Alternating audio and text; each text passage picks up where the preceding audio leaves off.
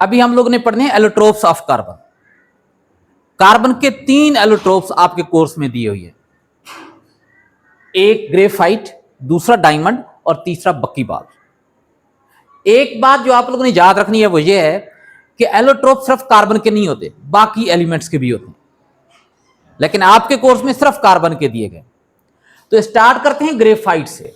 तो ग्रेफाइट का पहले हम लोग स्ट्रक्चर पढ़ लेते हैं, फिर इसके कैरेक्टरिस्टिक पढ़ लेते हैं। हम लोगों ने पढ़ा है कि एक एलिमेंट के जितने भी एलोट्रोप्स होते हैं उन सब के अंदर एटम सेम होते हैं। तो फिर फर्क किस चीज का होता है? अरेंजमेंट ऑफ द एटम्स का। ग्रेफाइट में एटम की अरेंजमेंट क्या होती है? ग्रेफाइट के अंदर हर कार्बन का जो एटम होता है वो मजीद 3 और कार्बन एटम के साथ जुड़ा होता है, बॉन्डेड होता है। और कैसे जुड़ा होता है? कोवलेंट बॉन्ड के जरिए। हर एटम 3 और एटम के साथ बॉन्डेड होगा। ये एक एटम है, ये 3 और कार्बन एटम के साथ बॉन्डेड होगा, एक 2 और 3। और कैसे जुड़ा होगा? कोवलेंट बॉन्ड के जरिए। तो ये कोवलेंट बॉन्ड बन गया, ये कोवलेंट बॉन्ड है। अब कोवलेंट बॉन्ड क्या होता है, कैसे बनता है? जब हम लोग कैरेक्टरिस्टिक पढ़ेंगे ग्रेफाइट के, और ये वाला जब कैरेक्टर पढ़ेंगे तो उसमें मैं आपको समझा दूंगा। ये वाला जो स्ट्रक्चर बन गया है ना, ये वाला स्ट्रक्चर, ये कहलाता है ट्राइगोन। और इस शेप को बोलते हैं ट्राइगोनल प्लेनर। ट्राइगोनल क्यों बोलते हैं? अगर मैं इनको इस तरीके से कंबाइन कर दूं ना, इस तरीके से मैं अगर कंबाइन कर दूं तो इसके 3 एंगल बन जाते हैं। गोनल एंगल को, कार्नर को बोलते हैं। एक ये वाला कोना बन गया, ये वाला, एक ये वाला और एक ये वाला। और ट्राई का मतलब होता है 3। ट्राइगोनल क्या मतलब? 3 कोनों वाला। हेक्सागोनल 6 कोनों वाला। टेट्राहेड्रल या टेट्रागोनल 4 कोनों वाला। तो ये क्या बन गया है? ट्राइगोन बन गया। और इसको प्लेनर क्यों कहते हैं? वजह ये होती है कि ये सारे एक सीध में होते हैं। अगर इस तरह का स्ट्रक्चर मैं बनाकर बोर्ड के साथ लगाऊंगा ना इस तरीके से, तो ये चारों कार्बन के जो एटम हैं ये सारे बोर्ड को टच कर रहे होंगे। अगर एक एटम इस तरीके से बाहर या अंदर की जाने दसा होगा तो फिर ये प्लेनर नहीं होगा। अगर मैं इसको टेबल की सरफेस के ऊपर रखूंगा ना, तो चारों एटम टेबल की सरफेस को टच कर रहे होंगे, एक प्लेन में, एक सीध में होंगे। अगर एक एटम भी ऊपर की जाने उठा हुआ या नीचे की जाने होगा तो फिर इसको हम प्लेनर नहीं कहेंगे। अब ये तो मैंने एक बनाया है कि एक कार्बन का एटम 3 और कार्बन के एटम के साथ बॉन्डेड होता है, जुड़ा होता है। लेकिन बेटा हर कार्बन का एटम, यानी ये भी 3 के साथ बॉन्डेड होगा, ये भी, बाकी भी जितने होंगे, हर कार्बन का एटम 3 कार्बन के एटम के साथ बॉन्डेड होता है। ये वाला स्ट्रक्चर बन जाता है। जरा देखें, ये एक कार्बन का एटम है, ये और 3 के साथ, 1 2 और 3 के साथ ये जुड़ा हुआ होगा। ये कोवलेंट बॉन्ड बना दिया इसने। ये वाला जो स्ट्रक्चर बन गया है ट्राइगोन कहलाता है। अब ये वाला कार्बन एटम तो 3 और के साथ बॉन्डेड है, लेकिन ये तो सिर्फ एक के साथ जुड़ा हुआ है। ये और कितने के साथ? 2 और एटम के साथ बॉन्ड बना देगा।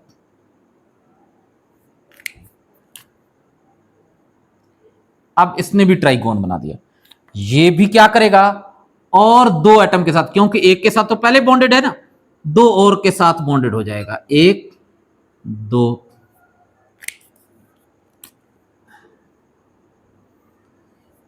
ये जो है ये भी अभी एक के साथ बॉन्डेड है, 2 और के साथ, 1 2 और के साथ बॉन्डेड हो जाएगा।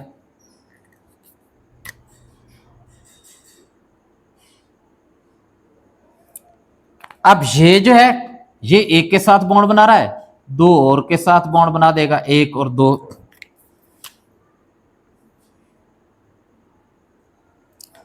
अब ये 2 के साथ बॉन्ड बना रहा है, 1 और के साथ बॉन्ड बना देगा।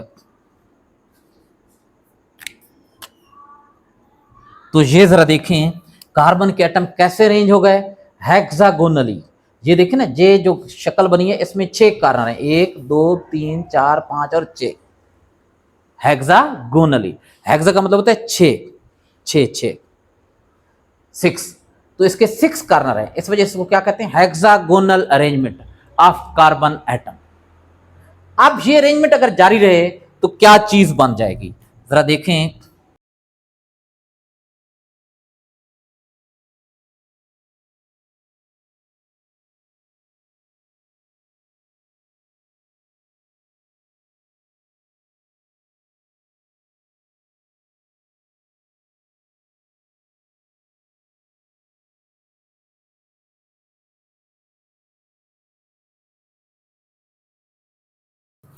ये देखें, ये एक लेयर बन गई है, लेयर, एक फ्लैट लेयर है, एक शीट बन गई है, टू डायमेंशनल, 2D इसकी शेप है। अब टू डायमेंशनल कौन सी होती है बेटा, अगर कोई चीज सिर्फ लंबाई में जुड़ी हो, जैसे अगर ये एटम है ना, कार्बन के एटम, ये एटम है, ये सिर्फ एक ही डायरेक्शन में जा रहे हैं, एक डायरेक्शन को कहते हैं वन डायमेंशन, तो ये वन डायमेंशनल अरेंजमेंट है। अगर जैसे यहां पर ये लंबाई में भी जुड़े हुई हैं और ऊपर नीचे भी जुड़े हुई हैं, तो ये टू डायमेंशनल है, लंबाई में भी बढ़ रहे हैं, चौड़ाई में भी बढ़ रहे हैं, टू डायमेंशनल। लेकिन अगर यहां आगे भी एटम आना शुरू हो जाते हैं ना, तो इसकी मोटाई भी बढ़ना शुरू हो जाती है, वो क्या कहलाती है, थ्री डायमेंशनल। तो जनाब ये अरेंजमेंट होती है ग्रेफाइट के अंदर कार्बन के एटम की। इसमें क्या बात लिखनी है कि ग्रेफाइट किस चीज से बना होता है, ये फ्लैट टू डायमेंशनल लेयर से बना होता है।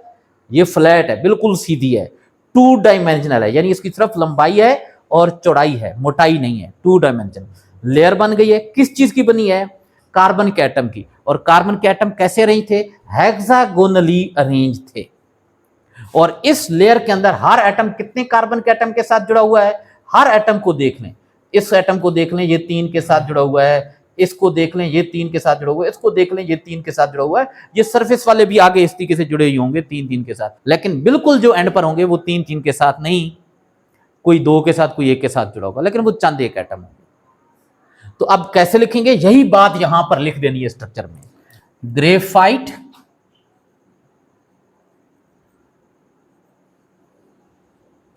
is made up of flat two-dimensional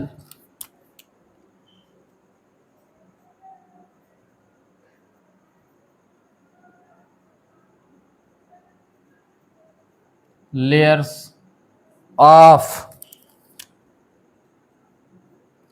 hexagonally arranged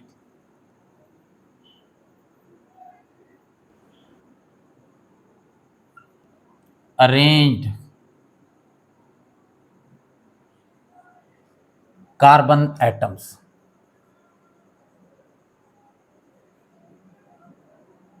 अब बॉन्डिंग, तो इस लेयर के अंदर, ये जो लेयर बनी हुई है, इस लेयर के अंदर हर कार्बन का एटम मजीद 3 कार्बन के एटम के साथ कोवेलेंटली बॉन्डेड है in the layers of graphite.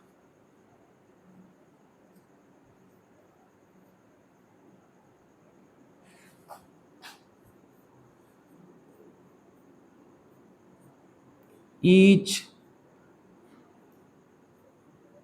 carbon atom is covalently bonded with 3 other carbon atoms, 3 other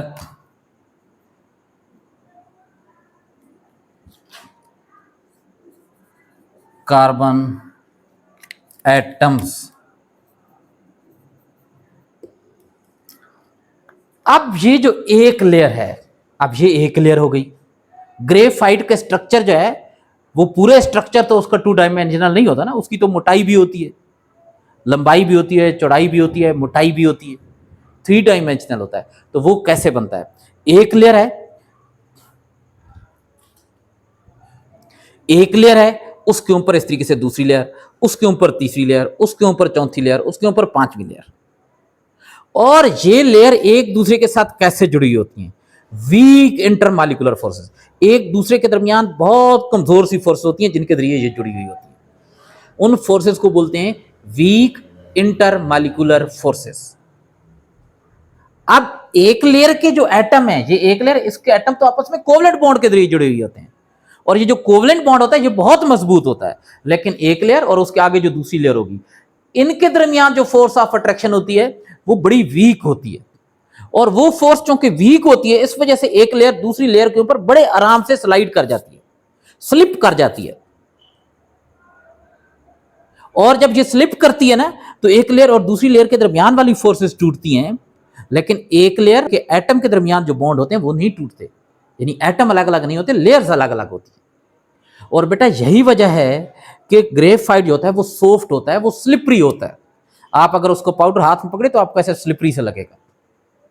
एक चीज होती है ना जिसके दाने जहां पर ऐसे लगता है जैसे चुभ रहे हैं, और एक ऐसा होता है जैसे वो टेल्कम पाउडर नहीं होता, वो जो लगाते हैं यहां पर बॉडी में, तो वो पाउडर अगर आप यहां करें तो क्या होता है, सॉफ्ट। तो ये भी उस की तरह सॉफ्ट होता है।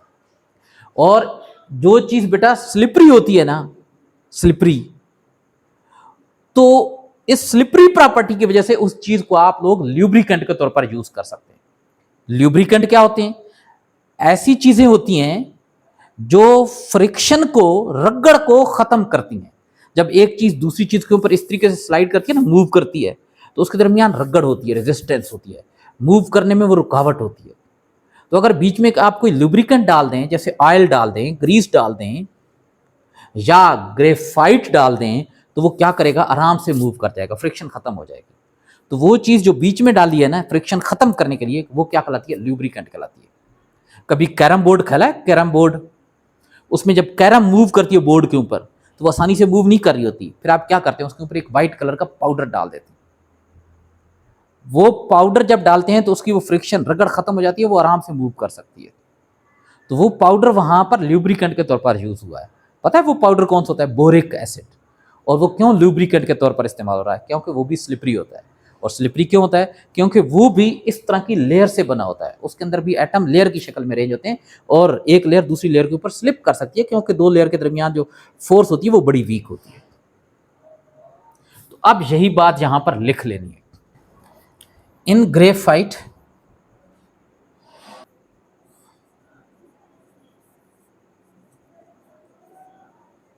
these layers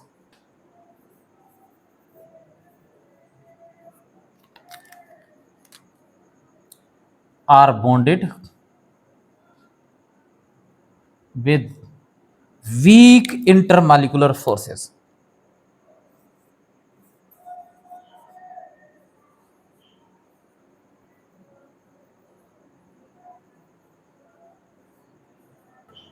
Due to which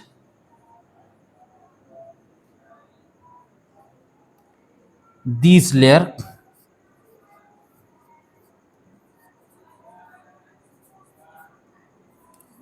can slide or slip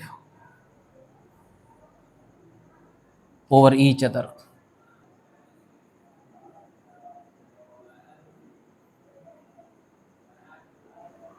That is why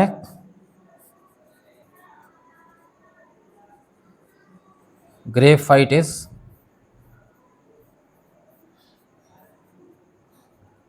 soft and slippery. इन ग्रेफाइट के अंदर these layers are bonded with weak intermolecular forces. ये जो लेयर होती हैं एक दूसरे के साथ वीक इंटरमॉलिक्यूलर फोर्सेस के जरिए जुड़ी होती हैं। ड्यू टू विच, और इसी वीक इंटरमॉलिक्यूलर फोर्स की वजह से, दीज लेयर कैन स्लाइड और स्लिप ओवर ईच अदर। ये लेयर्स एक दूसरे के ऊपर स्लाइड या स्लिप कर सकती हैं, और यही वजह है कि ग्रेफाइट क्या है, सॉफ्ट एंड स्लिपरी है। अब बेटा ये जब स्ट्रक्चर आप लोग लिख लेंगे, ये सारे पॉइंट स्ट्रक्चर में आएंगे, तो आप लोगों ने ये वाली डायग्राम बना देनी है, ये वाली डायग्राम बना देनी, ठीक है। ये बहुत बड़ी हो जाएगी, आप छोटी सी बना दें, तकरीबन 4 एक जो है ना वो बना दीजिएगा हेक्सागोन। अब हम लोगों ने पढ़ने कैरेक्टरिस्टिक ऑफ ग्रेफाइट। तो भाई 2 कैरेक्टरिस्टिक हैं, ये पूछे जाते हैं एज अ रीजन। पहला कैरेक्टर कौन सा है? ग्रेफाइट सॉफ्ट और स्लिपरी होता है, या ये भी आ सकता है कि इसको ल्यूब्रिकेंट के तौर पर यूज कर सकते हैं। तो क्वेश्चन आ सकता है ना, why graphite is soft and slippery, और why graphite can be used as lubricant. तो सारी यही बात लिख लेनी है कि एटम की लेयर से बना होता है और एक लेयर और दूसरी लेयर के दरमियान वीक इंटरमॉलिक्यूलर फोर्स होती है।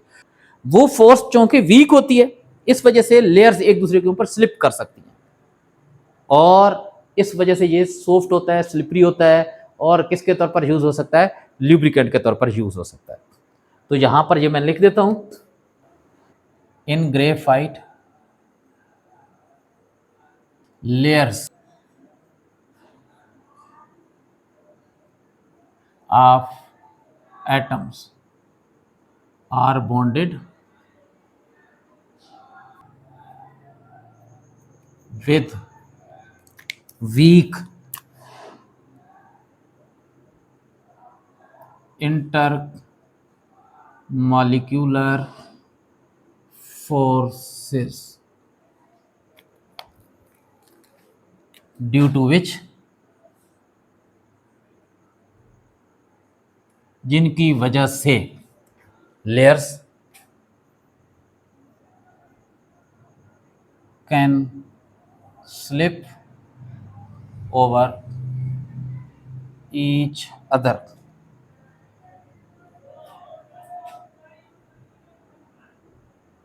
This make the graphite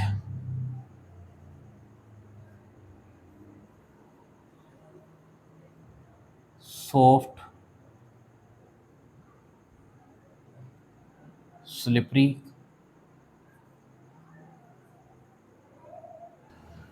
and can be used as lubricant.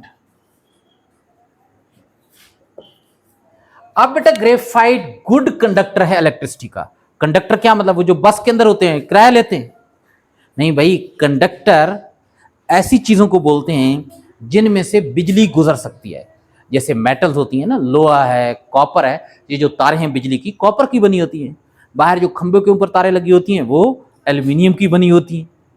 तो मेटल के अंदर से बिजली गुजर सकती है। तो जिस चीज में से बिजली गुजर सकती है वो कहलाता है गुड कंडक्टर ऑफ इलेक्ट्रिसिटी। अब इन चीजों में से बिजली क्यों गुजर सकती है? वजह ये होती है कि इनके अंदर फ्री इलेक्ट्रॉन होते हैं। ऐसे इलेक्ट्रॉन होते हैं जो बॉन्ड नहीं बना रहे होते। तो जो इलेक्ट्रॉन बॉन्ड बना रहे होते हैं वो तो अपनी जगह पर फिक्स होते हैं, लेकिन जो इलेक्ट्रॉन बॉन्ड नहीं बना रहे होते वो फ्री होते हैं। और बिजली जब गुजरती है तो बिजली गुजरने में क्या होता है, वही फ्री इलेक्ट्रॉन मूव करते हैं।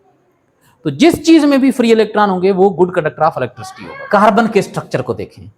कार्बन कितने कोवलेंट बॉन्ड बना रहा है? 3। कोवलेंट बॉन्ड किस तरीके से बनता है बेटा? एक ये कार्बन का एटम है, एक ये कार्बन का एटम है, इन्होंने आपस में कोवलेंट बॉन्ड बनाना है। कैसे बनाएंगे? ये अपना एक इलेक्ट्रॉन यहां सेंटर में ले आएगा, ये अपना एक इलेक्ट्रॉन सेंटर में ले आएगा।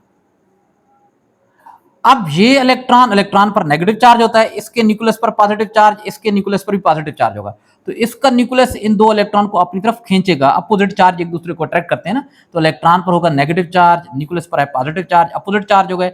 ये वाला कार्बन अपने पॉजिटिव चार्ज की वजह से इन इलेक्ट्रॉन को अपनी तरफ खींचेगा, ये वाला कार्बन अपने पॉजिटिव चार्ज की वजह से इन इलेक्ट्रॉन को अपनी तरफ खींचेगा। अब बेटा अगर कोई चीज है, ये एक चीज है, इसको एक बंदा अपनी तरफ खींच रहा है, दूसरा अपनी तरफ खींच रहा है, तो जब तक ये चीज टूटेगी नहीं ना, तो ये एक दूसरे के साथ क्या रहेंगे, जुड़े रहेंगे, बॉन्डेड रहेंगे। तो अब चूंकि इन इलेक्ट्रॉन को ये भी अपनी तरफ अट्रैक्ट कर रहा है, ये भी अपनी तरफ अट्रैक्ट कर रहा है, तो क्या मतलब ये बॉन्डेड रहेंगे, इनके दरमियान बॉन्ड बन जाएगा। और ऐसा बॉन्ड जो इलेक्ट्रॉन पेयर के शेयर करने की वजह से बनता है कोवलेंट बॉन्ड कहलाता है। को का मतलब होता है शेयर करना, और वैलेंट कहते हैं आखिरी शेल के इलेक्ट्रॉन को। तो जनाब यहां पर ये बीच में बन गया कोवलेंट बॉन्ड। तो आप देखें एक कोवलेंट बॉन्ड बना है तो इस एटम का एक इलेक्ट्रॉन इस्तेमाल हुआ है, ये दूसरा इलेक्ट्रॉन इस एटम का है। तो क्या मतलब अगर कोई एटम एक बॉन्ड बना रहा है, एक कोवलेंट बॉन्ड बना रहा है, तो उसका एक इलेक्ट्रॉन इस्तेमाल हो रहा होगा। अगर कोई एटम 2 कोवलेंट बॉन्ड बना रहा है तो उसके 2 इलेक्ट्रॉन इस्तेमाल हो रहे होंगे। अगर कोई एटम 3 कोवलेंट बॉन्ड बना रहा है तो उसके 3 इलेक्ट्रॉन इस्तेमाल हो रहे होते हैं। अगर कोई एटम 4 कोवलेंट बॉन्ड बना रहा है तो उसके 4 इलेक्ट्रॉन इस्तेमाल हो रहे हैं बॉन्ड बनाने में। तो आप जरा देखें यहां पर हर कार्बन 3 बॉन्ड बना रहा है, क्या मतलब इसके 3 इलेक्ट्रॉन हर कार्बन के बॉन्ड बनाने में इस्तेमाल हो गए।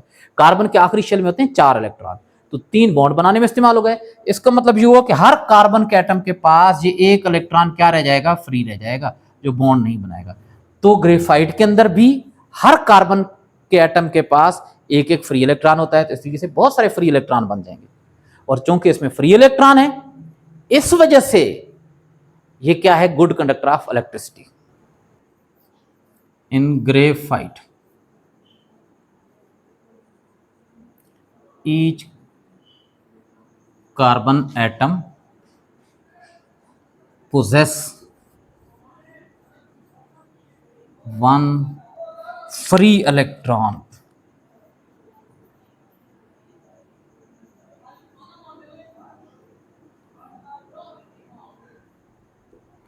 due to presence of these free electron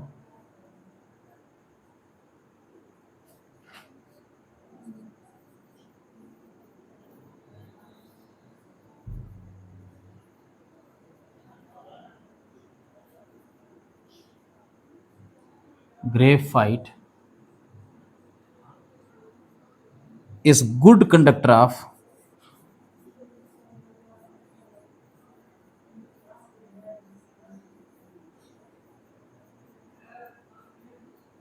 electricity।